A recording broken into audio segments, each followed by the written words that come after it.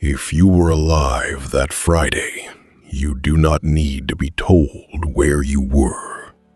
You have never needed to be told. You were in a classroom, or a kitchen, or a car with the radio on, and someone came in and said something that did not make sense. And then the rest of the day happened to you. 2:38 in the afternoon, Eastern Time. A man on television takes off his heavy black glasses, looks at a clock that is not there, and puts them back on before he can finish the sentence. You remember that.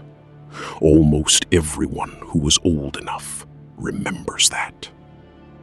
What you could not see from the chair you were sitting in was the room the picture was coming from, or the aircraft on the ground in Dallas, or the workshop where 3 days later, 4 Army engineers would be told to build something eternal by tomorrow afternoon on a Sunday with the stores closed.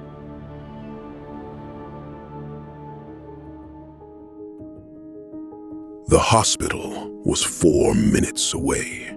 That is not a figure of speech. The motorcade covered it in 4 minutes, and it did not matter. 2 priests were brought to a room in the emergency wing, and one of them gave the last rites. It was the 5th time in that man's life a priest had been called to do it, and this time it was after.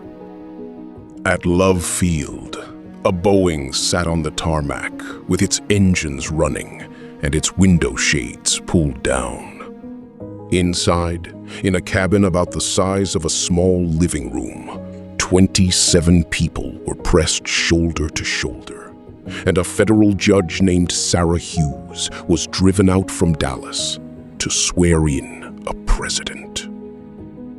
Kennedy had put her on that bench himself 2 years earlier. She was the only woman ever to administer the oath of office to a president of the United States, and she is still the only one. Somebody handed Johnson a small book to swear on. It was not a Bible. It was a Catholic missal from the bedroom of the aircraft, and nobody realized until later. The photographer was an Army captain named Cecil Stoughton. There was no room to stand, so he climbed onto a chair against the bulkhead and shot over the heads of everyone in the cabin. He was the only camera in the room. That photograph belongs to you, by the way. He was a federal employee, and everything he took that day is the property of the public. Look at where he pointed it. He did not photograph the new president alone. He framed the woman standing to his left, still in the suit she had been wearing at noon, and he made her the center of the picture. Later, someone suggested she change before they landed. She said no. She said she wanted them to see what they had done. Here is the part that gets left out because it is made of numbers instead of pictures. By 2:45 that afternoon, 45% of every household in America had the television on. Not most of the ones that were awake. 45% of all of them at once on a working Friday. It did not stop. For 4 days, roughly 3/4 of the country watched 5 hours a day or more. When Johnson addressed Congress, it was 2/3 of all households. When the procession reached Arlington, it was 81%. There is no other 4-day stretch in American history where that many people were looking at the same thing at the same time.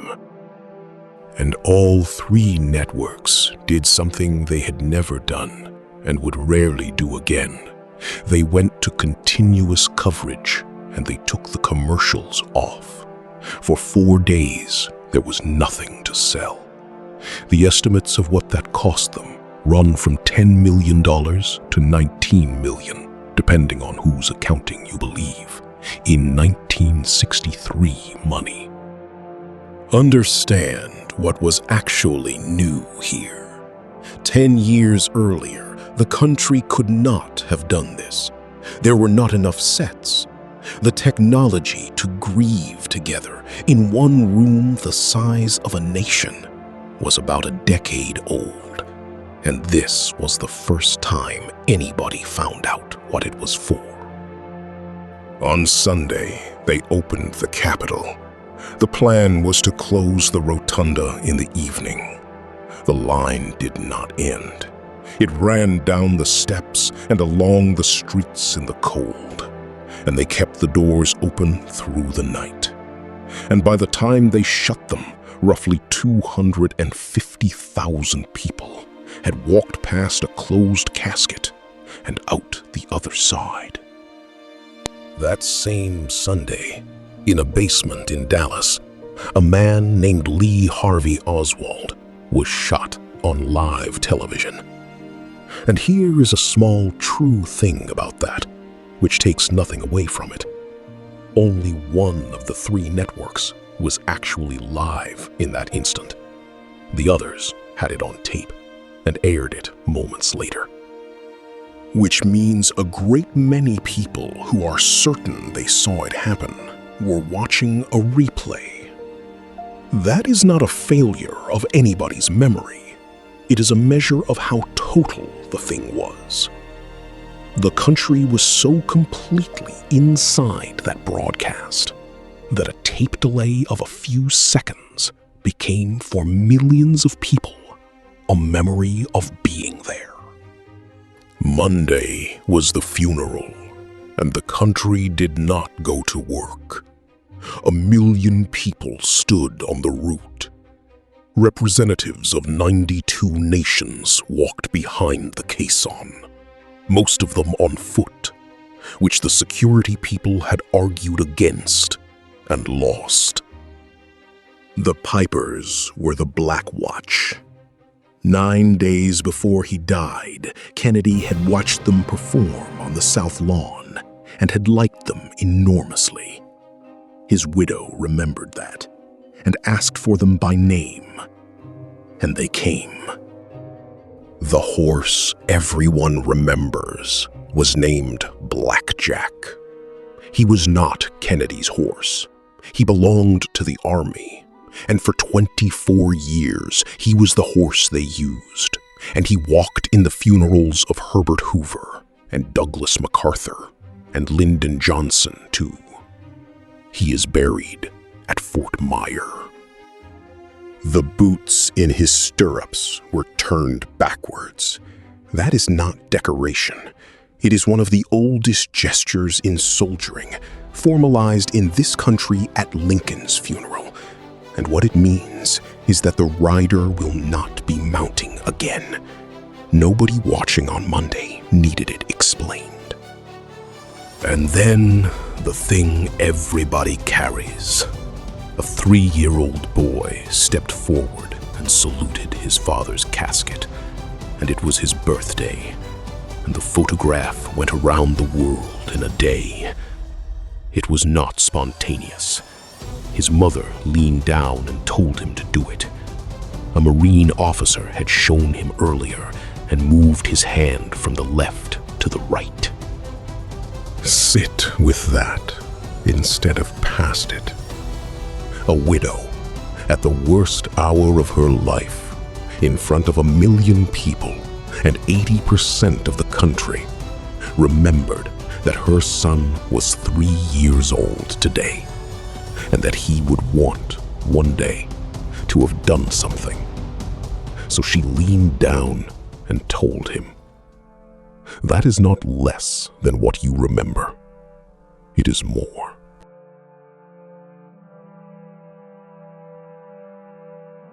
Which brings us to the flame, and to the part of these 4 days that almost nobody knows. She asked for it late.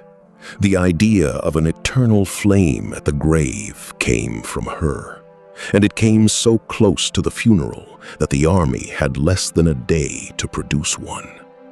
The engineers who got the job had a problem. It was a Sunday in 1963. Nothing was open. There was no such thing as a store where you buy an eternal flame. So they improvised.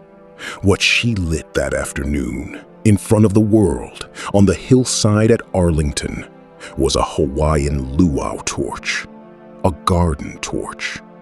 They had rigged a wick of kerosene-soaked cloth on wire, and they had run a line for fuel, and they had made the whole thing in under 24 hours out of what could be found on a Sunday. It kept going out. In those first days, the wind took it more than once, and the soldiers standing guard relit it with their cigarette lighters. The permanent one, the engineered one that has burned ever since, came later, quietly, once there was time. But the flame in the photographs everybody has seen is the garden torch. And that is not a lesser thing. That is a country that had nothing ready, because who would? And made something anyway, overnight, out of the wrong parts, and got it lit in time. If you want one image for those 4 days, it is 4 engineers in a workshop on a Sunday, doing the best that can be done by tomorrow. 2 more before we go, because they are documented and they are almost never told. There was a sergeant of the Special Forces at the graveside. When it was over, he stepped forward and left his green beret on the grass. Kennedy had authorized that beret for his unit over the objections of the army, and the men had not forgotten it. Others came after him and left theirs. They have been leaving them there ever since.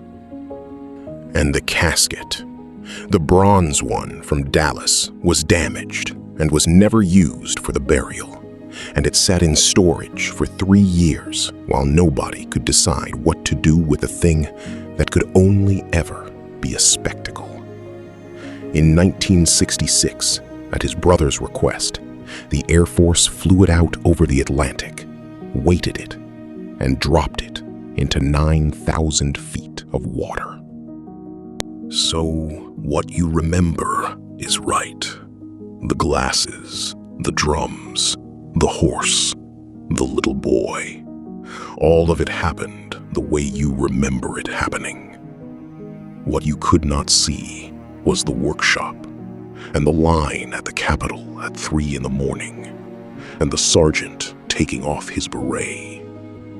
And 4 days when a country that agreed on almost nothing agreed to stop at the same time. He had said the work would not be finished in the first 1,000 days, nor in the life of that administration, nor perhaps in our lifetime on this planet. He got 1,036 days. The country finished one piece of it without him, and it took 6 more years. And that is where we go next. That is the kind of story this channel exists for.